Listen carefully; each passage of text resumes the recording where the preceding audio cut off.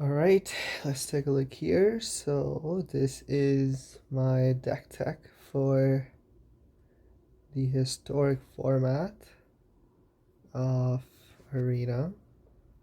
Servers are really lagging today. And I've played this one to top 50 on Arena ladder for last split. And I am currently, I believe, Diamond 4 or Diamond 2 with about a win rate of 70%. I want to say around about 70%. This deck is very strong against aggro decks because you can control the board and then win with your combo, which I will talk about in a second. And it is good, particularly good against blue-white control, which is becoming more popular with the Kalim build. You can use plenty of counter hand hate spells that we have here and just disrupt their game plan. Just take some key cards on key turns and then win with the Tainted Pact and Jace combo. So the combo that I keep alluding to is from two cards. One is Tainted Pact, which is exile the top card of your library. You may put that card into your hand unless it has the same name as another card exiled this way. Repeat this process until you put a card into your hand or you exile two cards with the same name, whichever comes first. And the second part of the combo is this version of Jace, Wielder of Mysteries, that says its static ability is the combo piece, which says if you would draw a card while your library has no cards in it, you win the game instead. So for this to work, you need to have a Jace, of course, on the field or in your hand, and Tainted Pact in your hand, and 6 mana open.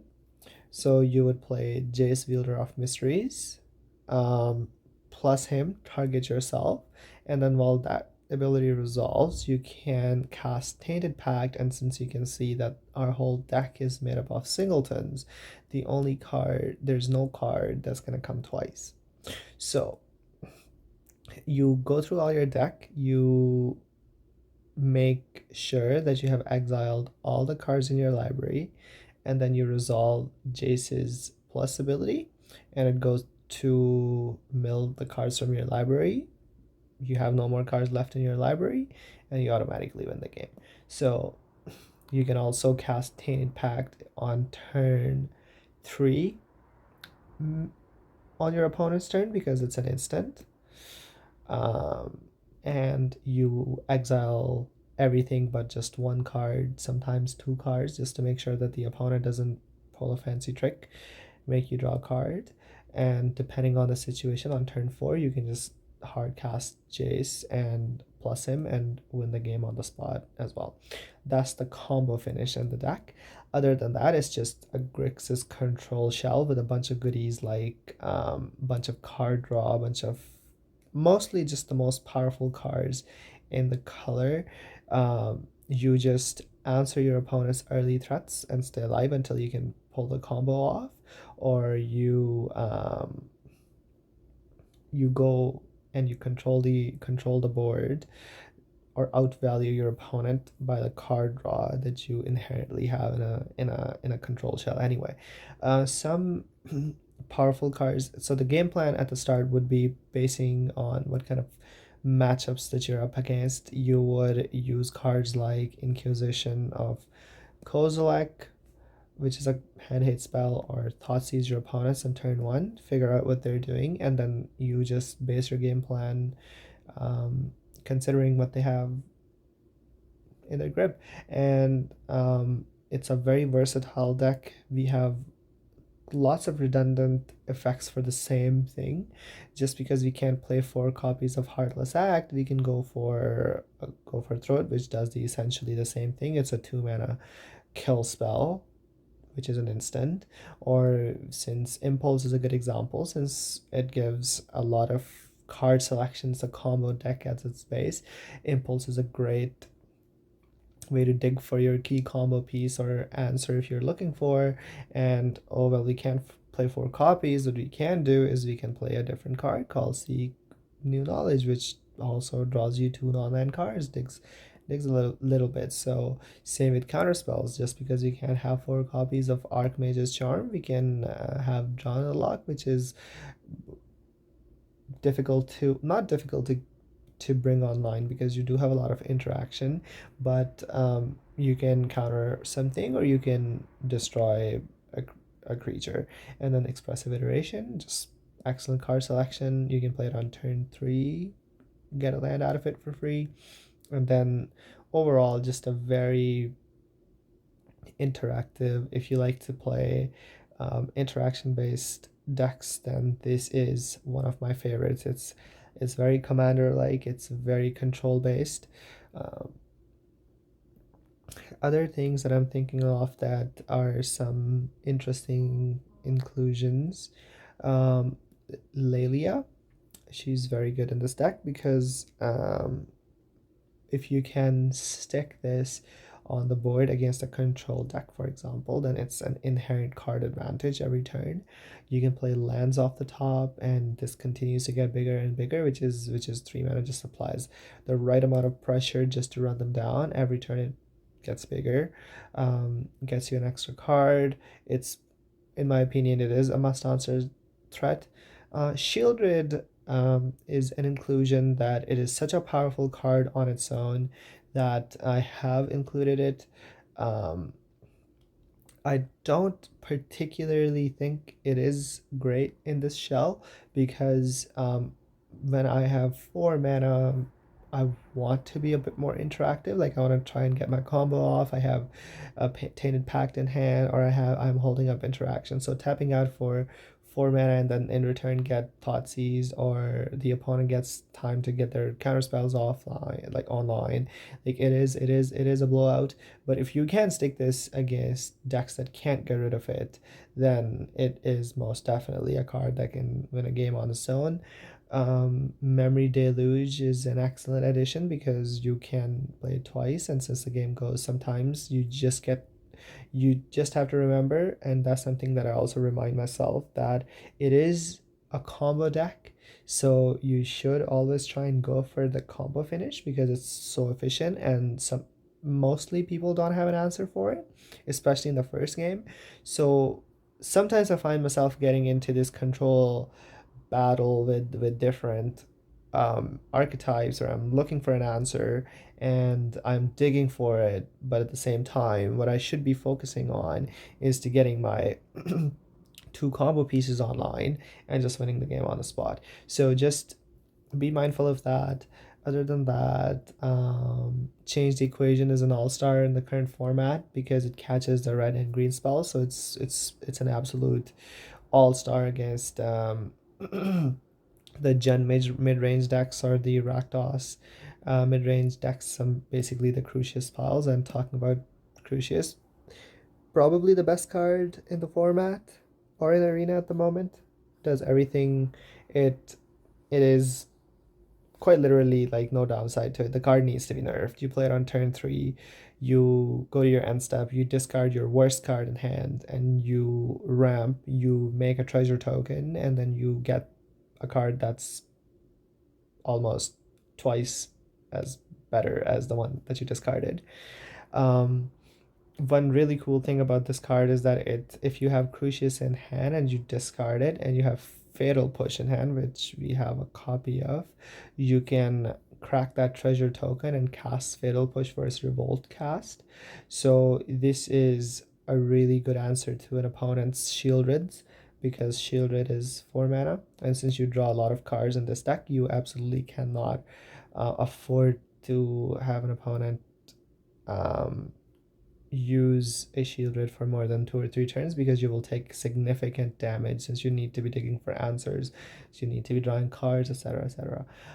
That's the gist of the main deck. Most of the cards here are very powerful. Let's go on to the land base. I have 1 copy of Hall of the Storm Giants. It's excellent in control matchups, even though it is not as good now because of March of the Multitudes in the format. Otawara is an excellent answer to problematic permanents. Um, that you need to just bounce for a turn and then win on the crackback, or something that you had to let resolve on turn 2 or 3 or 4, and you didn't have a counter spell for it then, but now you can bounce it and then counter it on its way back. It's an excellent answer. Takenuma, I have been impressed more and more with this card because sometimes I find myself in a position where I get pressured and early on, and then I have to cast my Jace just to draw some cards, and then or sometimes I would play Jace out as a distraction because it's a combo piece. So the attacks would go towards my Planeswalker, and I will basically gain 4 or 5 life, or 6 or 7 for that matter, because all the attacks need to go to Jace. And then I will have Take Numa in my hand, and then later on when I have more mana open, I have more answers, or I can clear the board. I can cast this. I can pick my Planeswalker back up, cast it, and then combo off. So this is the card that I have secretly been very, very impressed with. Other than that, it's a standard Grixis singleton singleton mana base. It I Sometimes you get stuck on lands. There's nothing you can do about it. But other than that, I find it very functional, very efficient. One board wipe in the side in the main deck language because aggro decks are annoying. Let's take a look at the sideboard. So sideboard is also. Where did my sideboard go? Oh, I think I should do it like that. Anyway. I think I messed it up. Okay, here we go. Yeah. So, no, my software is glitched out. Okay, here we go. So, my sideboard choices are very generic. You have Miscast, that's against control decks. Dariel's Withering, it's really good against auras. They play their main Boggles creature. You just put this instant down on it, and even if it is more than 2 toughness, next turn it will perpetually get -1, -2. Duress, again, no introduction needed. Great card for control matchups. It's very good against creativity. Is it creativity combo? Is it Chessie getting more popular? Barrage is excellent against blue-white control because it kills Teferi Time Reveler, my favorite card. The big 5 mana Teferi, Hero of Dominaria, I believe. It kills it on the spot, which that card is scary. You do not want to see it on the other side of the battlefield. Negate, again, control matchups. Legion's End is an excellent one against tokens and mono green, because if you can snipe a Llanowar Elf or an Elvish Mystic or any 1 or 2 mana accelerants with it, they almost always have another one in hand. So you get 1 for 2 quickly, and you also get information about their hand with this, which is very underrated. Legion's End can give you enough information on turn 2 for you to figure out what you want to do on turn 3, 4, and 5, and see if you can combo off, or you need to take more of a control route. This card is really good. Thought Distortion, an absolute beating for control decks.